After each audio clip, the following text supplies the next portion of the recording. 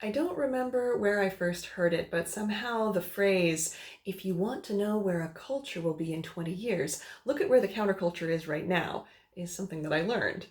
The pandemic inspired a variety of responses among my own circle of acquaintance. What's interesting is that a large number of people I know chose to turn their energy into enhanced sustainability practices.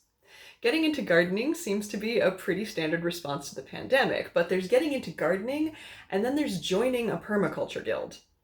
The goal of permaculture is to create sustainable food growing practices that improve the soil, feed the species around us, and also produce more than enough food for humans to eat, all while using less effort than traditional farming. It requires learning a lot and really changing the way we think about gardening, and the number of my friends who merrily jumped down that rabbit hole is surprisingly high. A dear friend who normally pours their heart and soul into running large in person events got into solar punk. If that word is unfamiliar to you, solar punk is the other side of the coin of the dystopian, Mad Max flavored visions of the future so common in fantasy writing. Solarpunk envisions a future centered around craftsmanship, community, and technology powered by renewable energy. It dreams of a free and egalitarian future where environmental concerns and social inequality are addressed through a restructuring of culture, where we cooperate and find new ways to share resources, all while reducing our impact on the planet. Solarpunk asks, what if all this technology gets used to make life better rather than to make bigger weapons?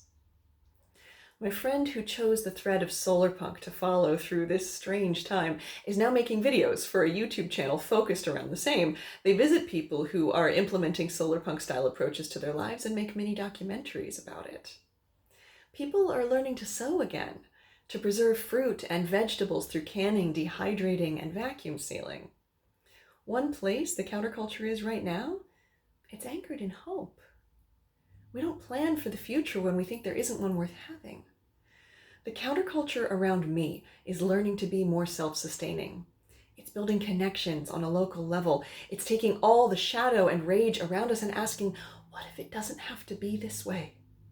What if there's more? In these strange times, it can be difficult to find your footing. But I can tell you where I am standing.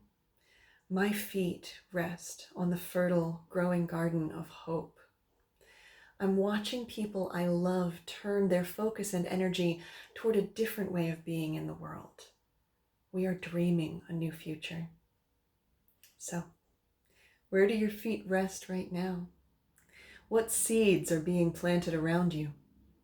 And what future are you dreaming into existence?